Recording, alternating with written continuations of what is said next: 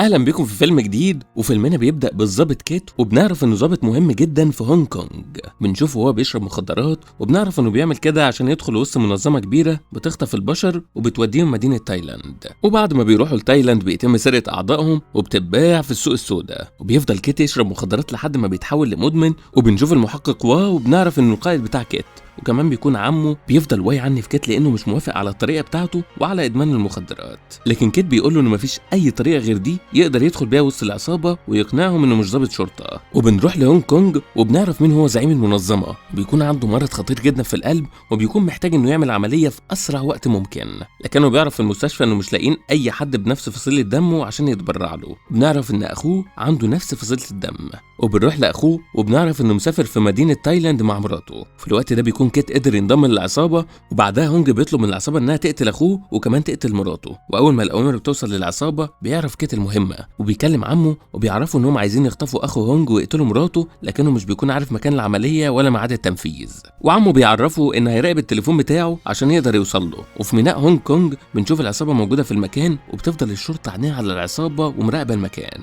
وبتوصل العصابه لاخو هونج وبيثبتوا الحراس بتوعه، وبتفضل مراته تستنجد بالحراس لكنهم مش بيتحركوا. فبتتعصب مراته وبتفضل تضرب في الحراس لكنهم مش بيتحركوا برضه. فبتاخد مسدس من واحد من الحراس وبتضرب نار على العصابه، وبتهجم على كيت وبتضربه بالخاتم بتاعها فبتعوره في رقبته. بيحصل اشتباك بين العصابه والشرطه، وبيحاول كيت انه ينقذ اخو هونج، وبيفضل يضرب في كل حد يقابله من العصابه. وبيتصل بعمه واو ويطلب منه انه يتحرك بسرعه على البوابه رقم 8. وفجاه بيضربه اخو هونج وبيحاول يهرب منه. بيجري وراه كيت لكنه بيقابله واحد من الضباط، واول ما بيوصل كيت بيرفع الضابط مسدسه وبيكون عايز يضرب كيت بالنار، لكن بيوصل عمه وبيمنع الضابط انه يقتل كيت. وبيكون في واحد من العصابه شايف اللي بيحصل، وهنا بيعرف ان كيت ضابط وبيحاول يقتله. بيطلع مسدس وبيضرب عليه نار، لكن عم كيت بيقدر ينقذه وبيضربه بالنار. وفي الوقت ده بتوصل العصابه كلها وبتشتبك مع الشرطه، وبيقدروا يسيبوا اخو هونج، وبتاخد العصابه كيت وبيجروا ناحيه البحر وبيهربوا في المركب بتاعهم. في الوقت ده بيرن تليفون كيت، لكن واحد من العصابه بياخد التليفون وبيرميه في البحر. بعدها بتوصل رجاله هونج زعيم المنظمه وبتقتل الباقي من العصابه، وبيقبضوا على كيت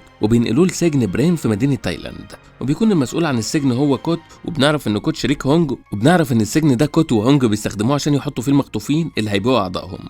ولما بيوصل كيت بيفضلوا يعذبوه وبيغيروا ملف كيت بملف شخص تاني بيكون محكوم عليه بالسجن للابد. واثناء ما الحراس بينقلوا كيت بيحاول يهرب وبيهجم على الحراس وبيضربهم، ومش بيكون فاضل غير حارس واحد اسمه تشاي، وبيكون واضح انه قوي جدا. بيفضل القتال مستمر فتره كبيره، لكن بعدها بيقدر تشاي انه يثبت كيت ويقبض عليه. وبعدها بنشوف هونج وهو موجود في المستشفى عشان يتبرع بالدم لاخوه لانه اتصاب في الاشتباك. وبعدها بيقابله المحقق وبيكون هو شك ان هونج هو السبب في اللي حصل لاخوه، وان اللي حاولوا يخطفوا اخوه ليهم علاقه بيه. وبيفضل هو يساله اسئله كتير وهو موجود في السجن وبيتعذب. فبيحس هونج انه اتكشف، فبيعرف انه هو السبب في اللي حصل، وكان بيخرج تليفونه وبيفرجه على فيديو لابن اخوه كيت وهو موجود في السجن وبيتعذب. فبيتعصب وهو بيخرج مسدس وبيحاول يقتله، لكن هونج بيطلب منه انه يسيبه ياخد اخوه عشان يقدر يعمل العمليه بتاعته او هيقتل كيت. لكن وهو بيخرج اخو هونج من المستشفى وبيوصله عند بيت صديقه، وبيسيب معاه حارس عشان يكون بعيد عن هونج. وبكده بيكون مصير هونج في ايد كده يكون هو عنده فرصه انه يوصل لكيت وينقذه. وفي تايلاند بنشوف الحارس تشاي اللي قدر يمنع كيت من الهروب، وبنعرف ان عنده بنت صغيره عندها كانسر في الدم.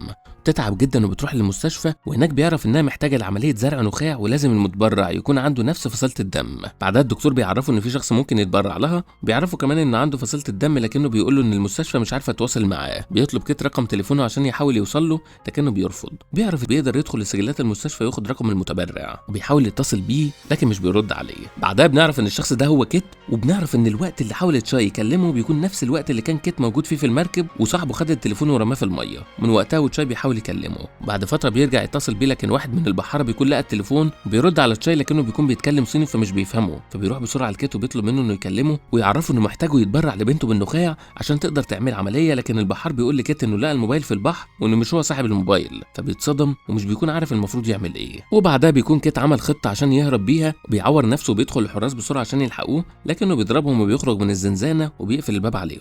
بعدها بيروح عشان يعالج الجرح بتاعه، لكن بيهجم عليه واحد من الحراس وبيضربه، لكن كيت بيقدر يقاومه وبيضربه. بياخد منه التليفون عشان يكلم عمه لكن بيكون ما فيهوش شبكه. بعدها بيروح كيت لاوضه التحكم وبيدخل من شباك الاوضه وبيهجم عليه الحراس، لكن كيت بيكون مقاتل بارع جدا وبيقدر يخلص عليهم كلهم. بعدها بيفتح كل الزنازين اللي موجوده في السجن، بيخرج منهم كل المساجين، وكمان بيخرج الاطفال المخطوفين واللي بيكونوا موجودين في اوض سريه وبيكونوا بيجهزوهم عشان ياخدوا منهم اعضائهم.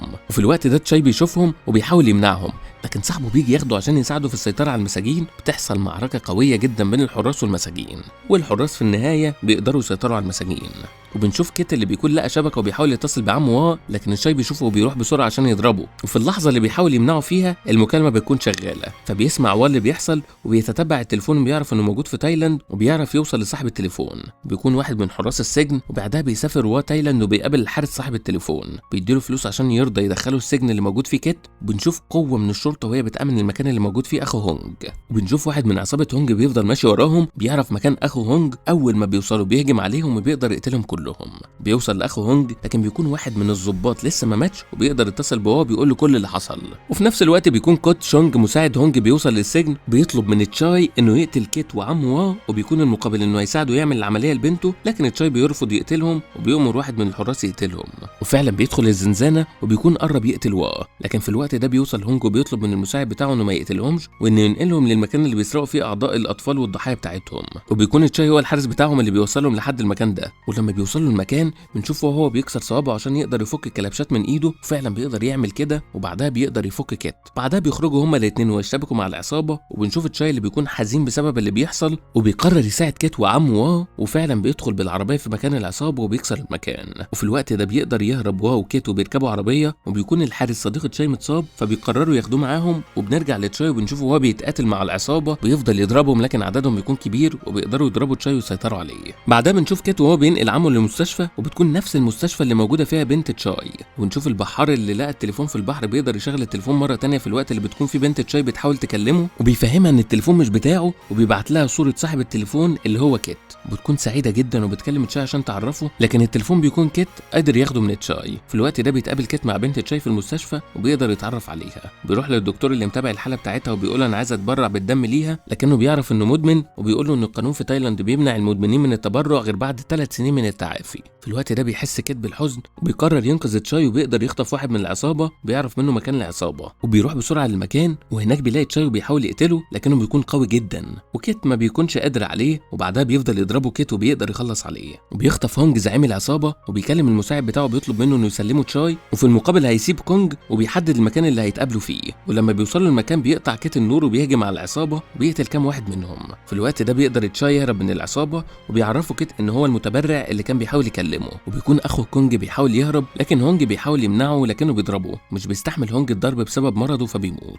وفي الناحيه الثانيه بيكون كيت وتشاي بيقتلوا العصابه وبيخلصوا عليهم كلهم، ومش بيفضل فاضل غير كوتشن اللي بيكون مقاتل قوي جدا وبيقدر انه يضربهم هما الاثنين، لكنهم بيهجموا عليه، لكنه بيصيب تشاي بالسلاح بتاعه بيكسر الشباك بكيت وبيقع في الشارع، لكن تشاي بيهاجمه وبيرميه هو كمان من الشباك، بيرمي سلسله لكيت عشان ينقذه، لكن كوتشن هو اللي بيمسكها، وكيت بيتعلق في الكرافته بتاعته لحد ما بيتخنق وبيسيب السلسله وبيمسكها كيت وبيقدر ينقذ نفسه. وبعد فتره بتكون بنت تشاي عملت العمليه، وبعد سنين كتير بتكون بتحكي القصه بتاعتها لاصحابها. وبس كده بتنتهي احداث فيلمنا. ما تنسوش تدعمونا بلايك وشير للفيديو وسبسكرايب للقناه عشان تشوفوا كل جديد بنقدمه، واستنونا في افلام جايه كتير، ولو في فيلم عايزنا نلخصهولك اكتبه في التعليقات، وسلام.